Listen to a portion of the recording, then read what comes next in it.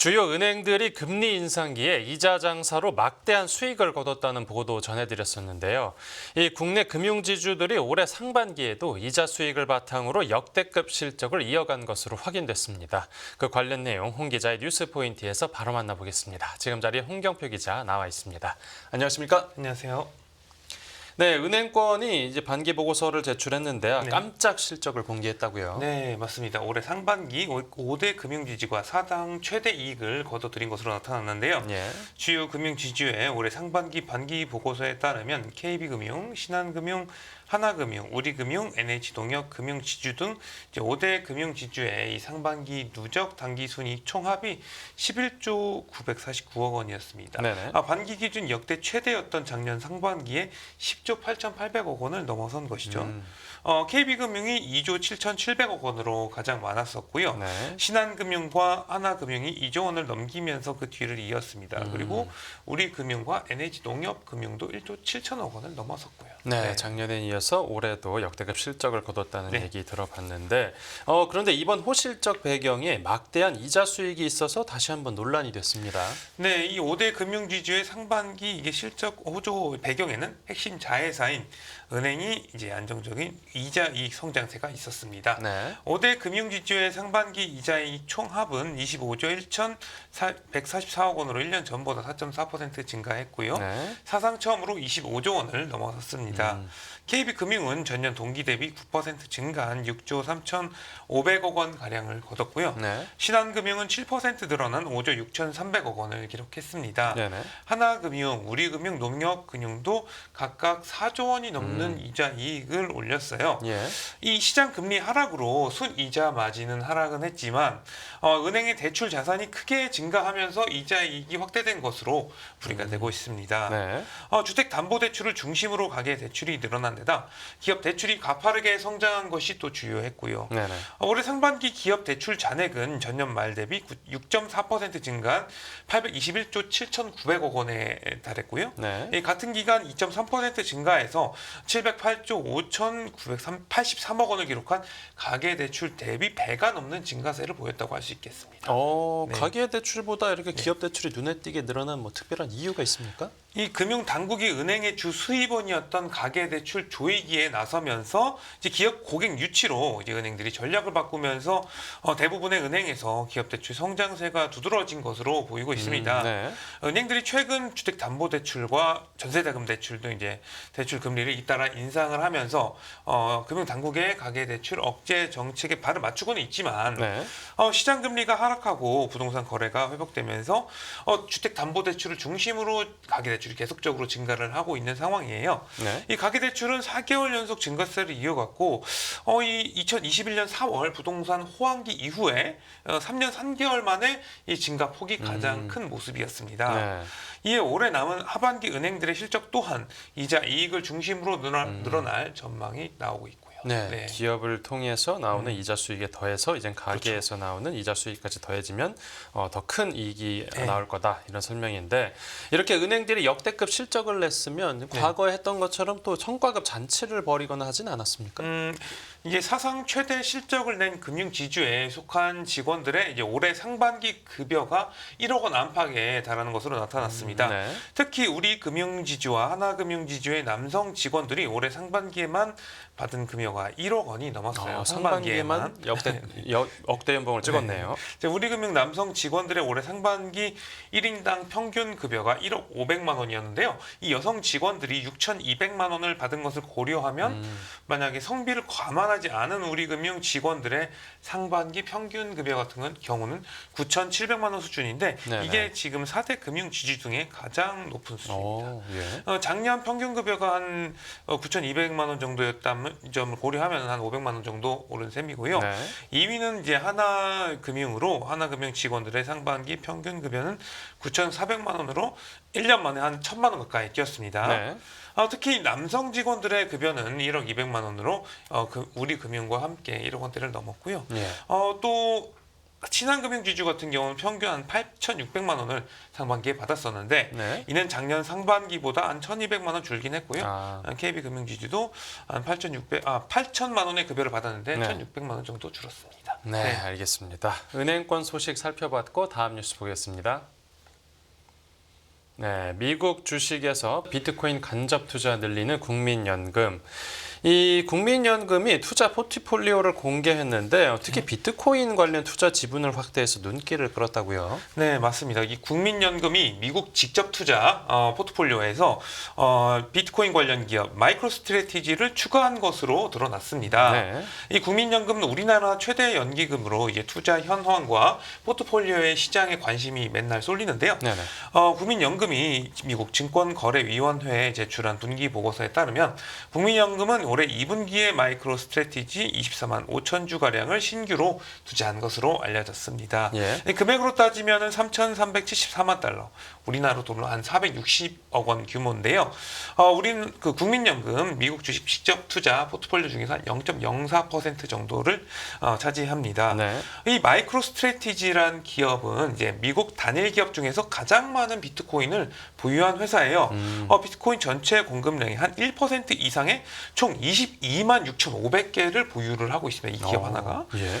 비트코인이 최저치를 경신할 때도 추가 매수하는 등 이 비트코인의 장기 매수세, 성장세에 대해서 상당히 강한 믿음을 가지고 있다. 이렇게 볼 수가 있겠습니다. 네. 네.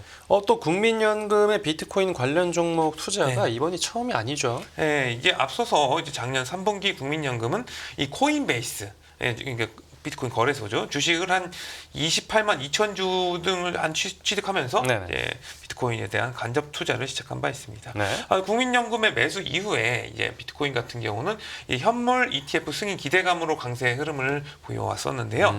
국민연금의 코인베이스 평균 매수 단가가 한 78달러 수준이었는데 이제 올해 2분기 말 기준으로는 222달러까지 올랐었습니다. 거의 3배 가까이 올랐네요. 네, 그렇죠. 그래서 2분기에는 이 코인베이스 주식을 한 2만 3천 주 가량 매도를 하면서 평가 수익 일부를 실현했다 이렇게 볼 수가 있겠습니다. 네, 그렇군요. 또 국민연금이 많이 담고 있는 미국 네. 주식으로는 어떤 종목들이 있었습니까? 이제 올해 2분기 비중 기준으로 국민연금이 가장 많이 순매수한 종목은 엔비디아, 구글, 마이크로소프트 등 이제 기술주였어요. 네. AI 전성 시대를 맞아서 또 이제 대규모 전력 수요가 예상이 되면서 전력 인프라 관련 종목도 신규로 담았습니다. 이 풍력 발전 설비 매출 1위인 이제 GE 버노바를 9,119만 달러 규모로 대규모로 담았는데요. 네. 이 GE 버노바는 올해 4월 GE 에너지 사업부에서 분사해서 독립 상장 기업으로 공식적으로 출범한 회사라고 볼 수가 있겠습니다. 네. AI 관련 미국의 핵심 전력 인프라 업체로 꼽히는데요. NRG 에너지, 엠코그룹 등도 이제 국민연금이 2,500만 달러 가량 순매수했고요. 네, 이제 개별 종목들 상황은 그렇게 살펴봤고 지금 상장 지수 펀드 그러니까 지수에 투자를 하는 이 ETF 같은 경우에는 어디에 많이 투자했습니까? 이 국민연금은 주로 이 분산 투자 효과가 큰 인베스코 피오메타 MSCI USA ETF를 통해서 투자를 많이 했었는데요. 올해 2분기에는 성장주를 집중적으로 투자하는 티로 프라이스 ETF를 종류별로 담았다는 게 상당히 좀 큰 특징이다. 이렇게 볼 수가 있겠습니다. 네. 그 S&P 500 미국 지수보다 초과 수익을 추구하는 티로우 US 에쿼티 리서치 ETF 같은 경우는 국민연금이 올해 이제 2분기 엔비디아 다음으로 포트폴리오 비중을 확대한 종목이다. 이렇게 볼 수가 있겠는데요. 네. 이 ETF는 마이크로소프트, 엔비디아, 애플 등의 비중이 한 6에서 7%로 이제 가장 높고요. 그리고 장기적인 자본 증식을 추구하는 티로 프라이스 그로스 스톡 ETF, 그러니까 TGRW 같은 경우는 마이크로소프트와 엔비디아, 애플, 알파벳 등 이제 상위 10개 비중이 65% 이상으로 높다는 특징을 갖고 있습니다. 네. 그리고 총 보유 비중이 65개로 특정 성장 기업 투자에 집중을 하고 있고요. 또 그리고 이제 배당주에도 투자를 했었는데요. 티로 프라이스 배당 성장 ETF 같은 경우는 주로 배당 수익을 추구를 하는데요.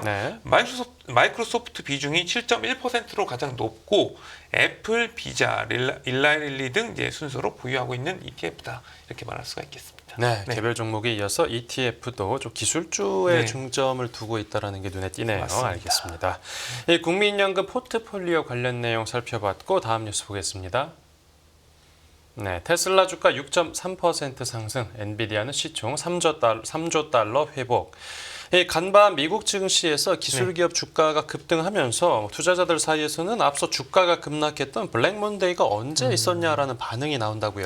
네, 이 미국의 금리 인하 기대로 올해 들어서 기술주를 포함해서 주가가 계속해서 상승을 해왔었는데요. 이 최근에는 거품 우려와 이제 경기 침체 전망 등으로 인해서 약세, 그러니까 급락을 했었죠. 네. 하지만 다시금 이제 주요 기술 기업들의 주가가 일제히 상승하는 모습을 나타냈습니다. 이 간밤의 기술주 대표 주자인 테슬라 주가가 급등했는데요. 네네. 테슬라 주가는 전날보다 6.34% 오른 214.14달러의 거래를 마쳤습니다. 예. 전날 3% 내린 201.38달러에 마감하면서 200달러를 간신히 유지했었던 이 테슬라 주가가 이제는 210달러 선을 넘어선 것이죠. 네. 테슬라 주가가 종가 기준으로 210달러를 넘은 것은 지난 1일 이후 2주 만인데요.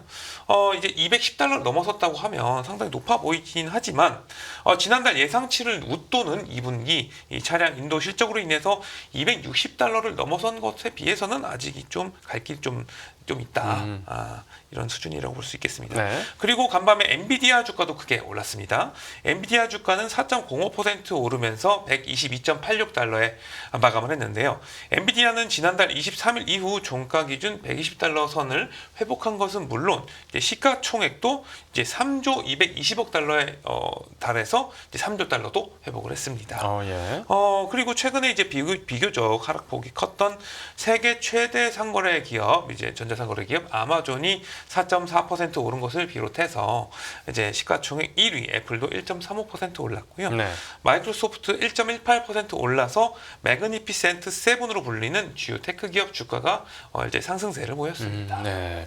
이렇게 간밤에 네. 주가가 급등하는 데는 미국 소비 지표가 잘 나온 영향이 컸겠죠. 맞습니다. 어제 이제 발표된 미국의 이제 7월 소매 판매가 전월 대비 1% 증가해서 이게 전 시장 전망치 0.3%를 웃돌아서 전반적인 주가 상승세를 견인했는데요. 네. 이제 시장 기대를 웃돈 소매 판매가 경기 둔화에도 둔화 우려에도 불구하고 미국의 소비가 여전한 견조한 회복력을 보이고 있다. 이렇게 시장 참가자들은 봤습니다. 네. 이에 뉴욕 증시에서 다우지수는 1.39% 오른 45,603.06개의 거래를 마감하면서 4만 선을 다시 넘어섰고요.